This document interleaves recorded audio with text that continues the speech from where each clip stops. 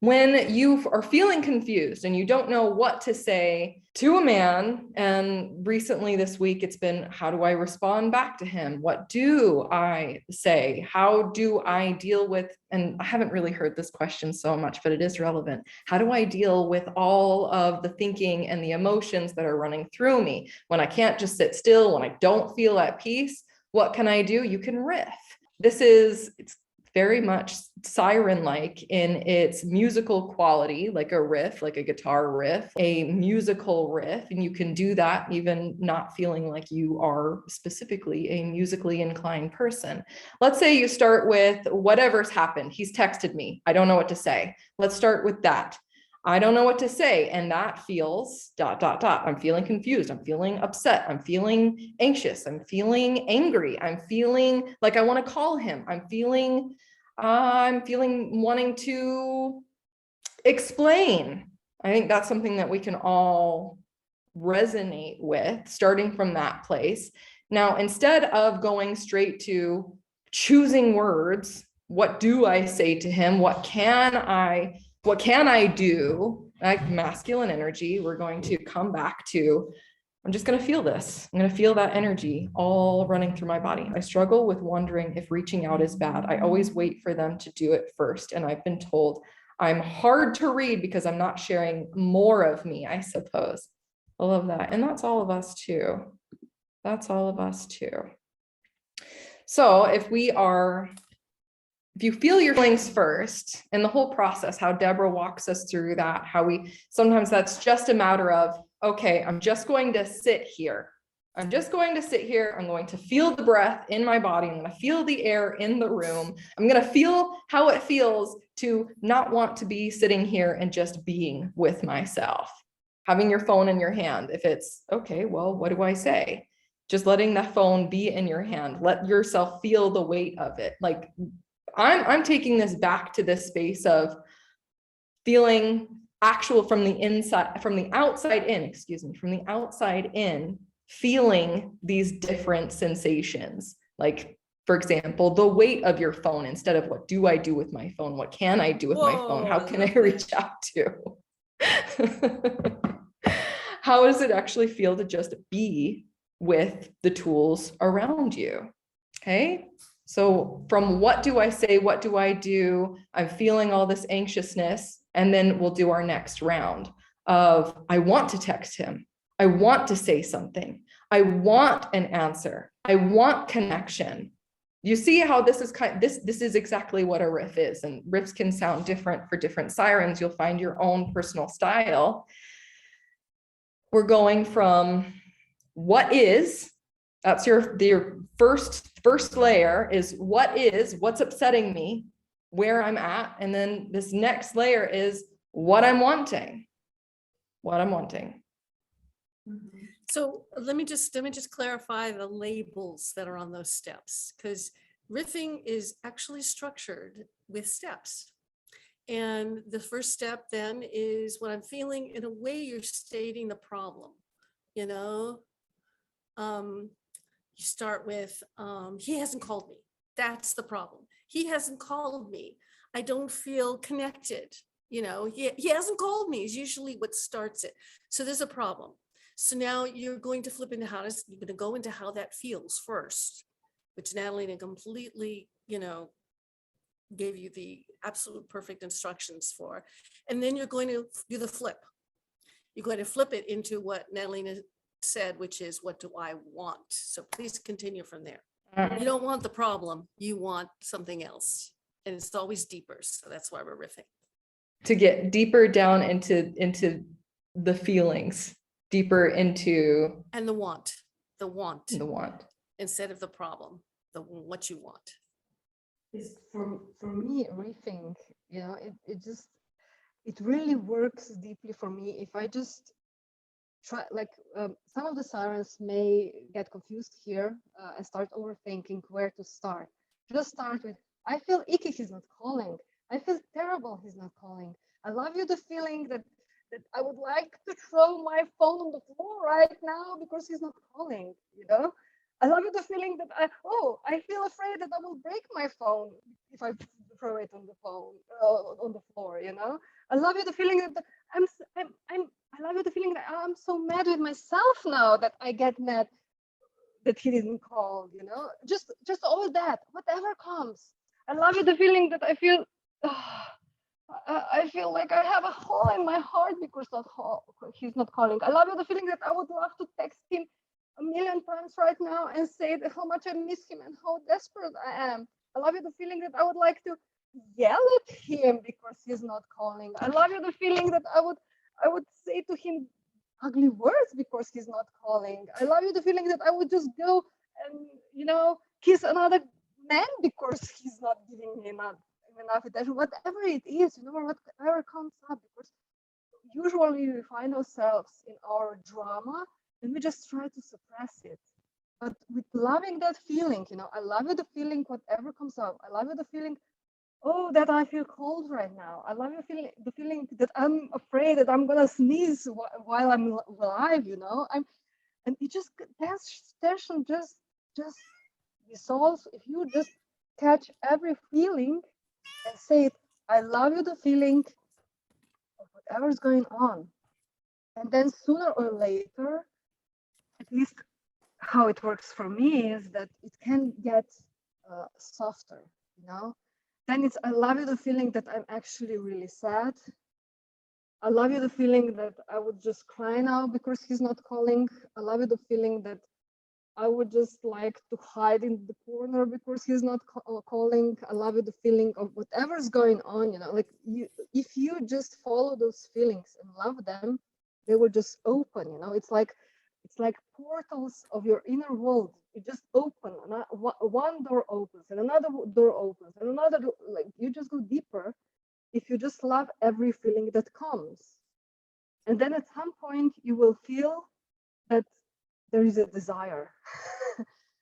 There's a nice desire, not that aggressive desire, you need to call me now, but at some moment you will come to, I really desire to be with you right now. And then you can start loving those feelings.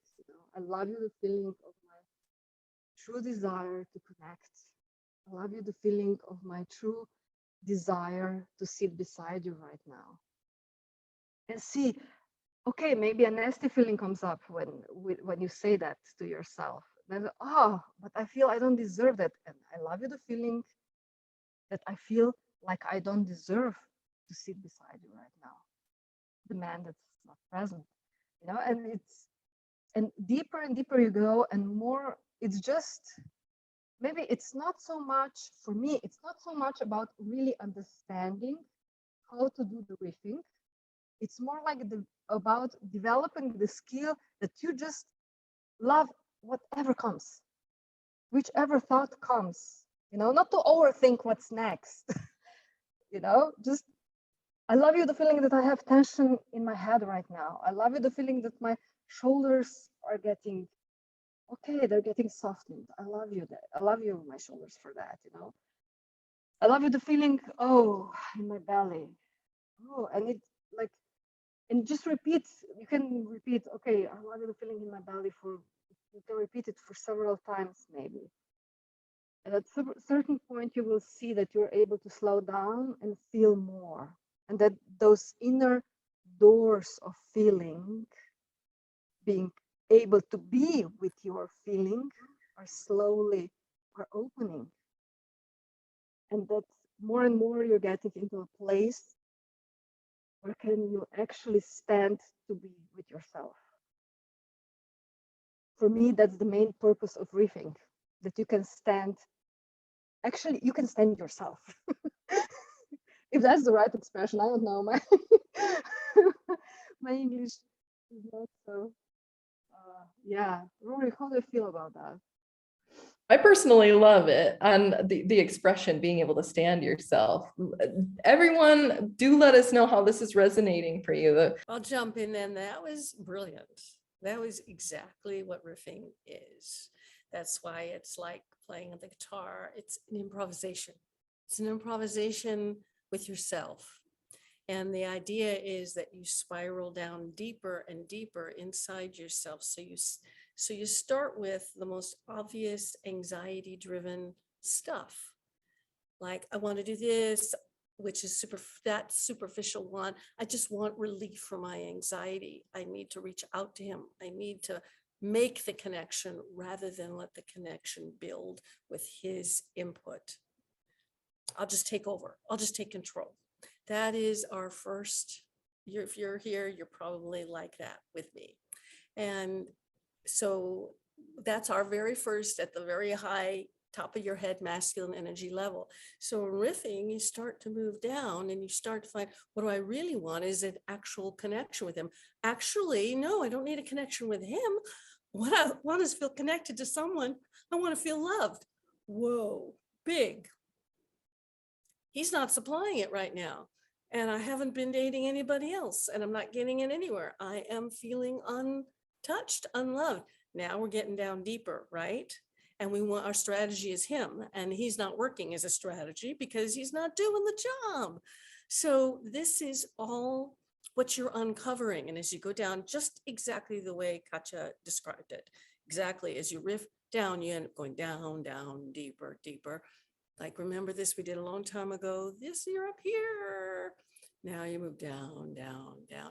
You can tell your voice change. You could tell where you're stuck in your belly, and let that go. And you just keep going all the way down until you start to feel the real want, which is, I want to feel loved. I want to feel secure.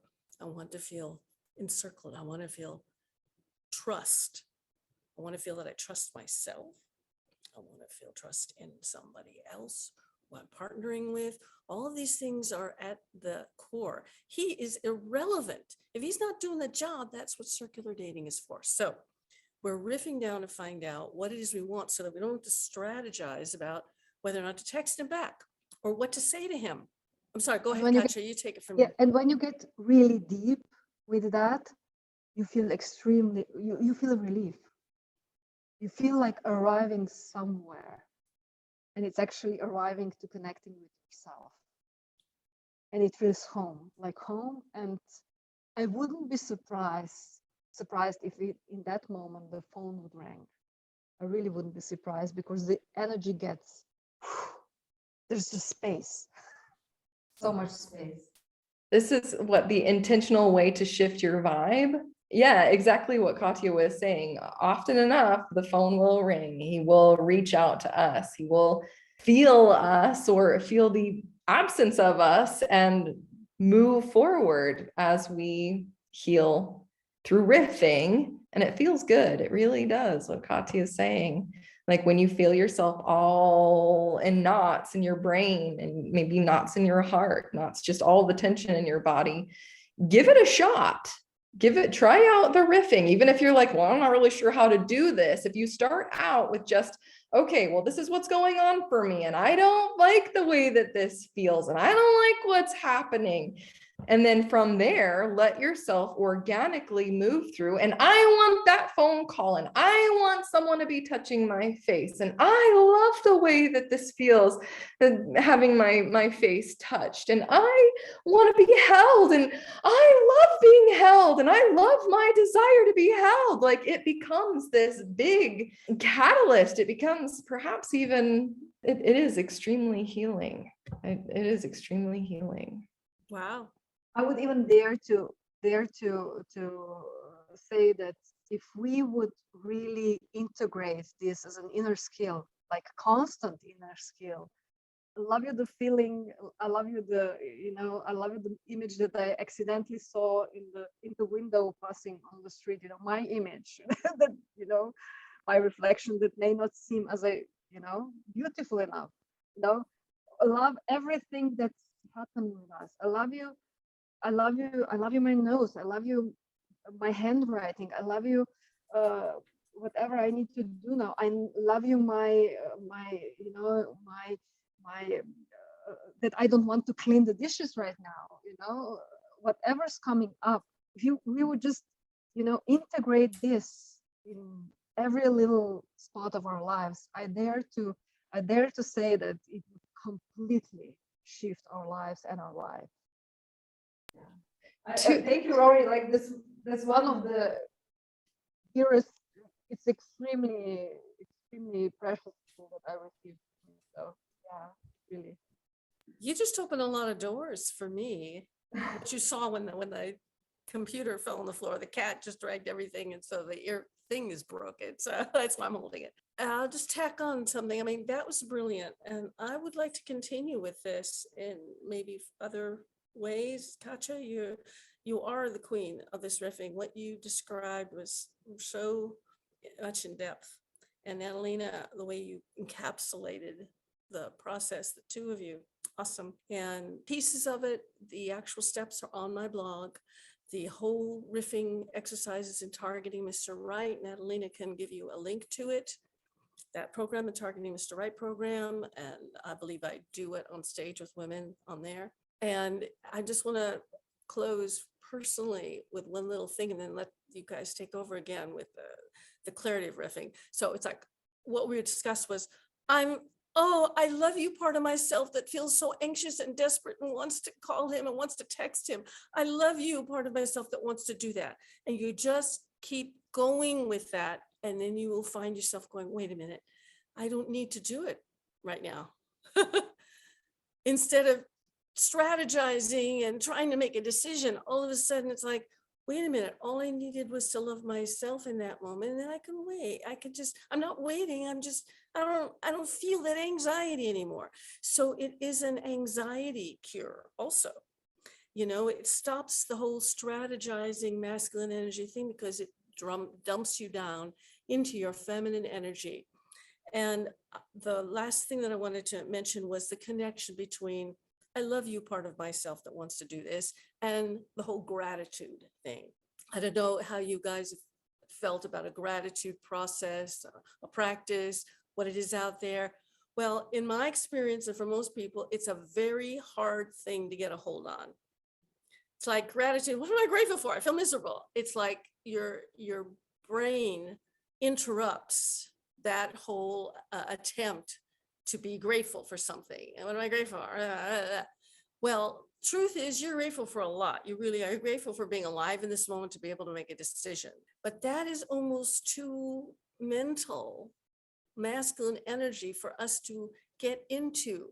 So if you have a gratitude practice that works, bravo to you. If you don't, try riffing, because once you get into I love you part of myself that just wants to throw myself on the couch and go to sleep when I have work to do. I love you part of myself that wants to watch this stupid TV show that I'm all judgmental about. I love you part of me that judges that TV show is stupid. I love you part of myself that forgot a pill this morning. If you just keep doing that, and it becomes a part of your meditation, your 24/7 meditation, your 24/7 practice. So it's not like I have to sit down and do this. It just becomes an automatic thing. What happens is you will fall into that gratitude space automatically without even realizing it. Because as soon as you start getting, you're feeling judgmental, and immediately, automatically, you'll start going, I love you part of myself that feels judgmental about him. And then there'll be a voice saying, you shouldn't be judgmental. You're a spiritual person. Oh, I love you part of yourself that just judged myself. I love you. And as soon as you start getting that, you're going to get more facile. You are going to get smarter. You are going to get so much more skillful with this whole self-love gratitude process, which is very untenable. It's just too big. It's too unwieldy. It doesn't make sense in your brain. This, however, is fun and easy and makes you laugh. And that will drop you into automatic self-love without calling it that, and gratitude, because you'll laugh. At some point, you're just going to laugh. And that is the signal that you've hit the point. So please take us out, ladies. I totally love that, Rory, because gratitude, and, you should have a gratitude journal. You should be grateful for everything, it just makes me instantly guilty, Yes. that I'm guilty in that moment. Oh, I should be grateful, and I forgot to be grateful, and I'm not grateful enough. And am I feeling grateful? No, I don't. I say that I'm grateful, but I'm not feeling it, basically what works for me is I love you the feeling that I'm not feeling grateful enough. And then there we can enter these huge doors. And yes, it actually does create the feeling of gratefulness if you go deep enough. Thank you. It's just like, yeah, what an awesome awareness you brought to us right now. So yeah, I would just challenge everyone to riff all the time. There was 2 examples that came up. Yes, I love you, part of myself that is nervous and dorky. Yes. As soon as you do that, do you notice the energy shift in you? It may not be a floodgate opening, but it's like little cracks in the dam that lets all of that out. I want to feel desire for myself. And right now I'm feeling so judgmental, and I love this judgmental part of myself. Yeah, just little bitty cracks. And there was another one here. Even though I know he only sees me as a friend, this is a really good riffing place. Even though I know he only sees me as a friend, okay? I might put that into, I hear the part of me that says he only sees me as a friend. And that feels, I feel how hard that feels. And I don't like the way that feels, hearing that thought in my head. And I love that part of me that's telling me he's just a friend. I love this part of me that wants to protect me. I love the part of me that wants romance. I love the part of me that doesn't want to give up on that friendship. You see that floodgate. Let's keep going with that this week. Start your own riffs. Tag us, tag me, tag Katja, and we'll tag Deborah. We'll continue so that we're all riffing queens. Thank you, Rori. Yes. Thank you so much.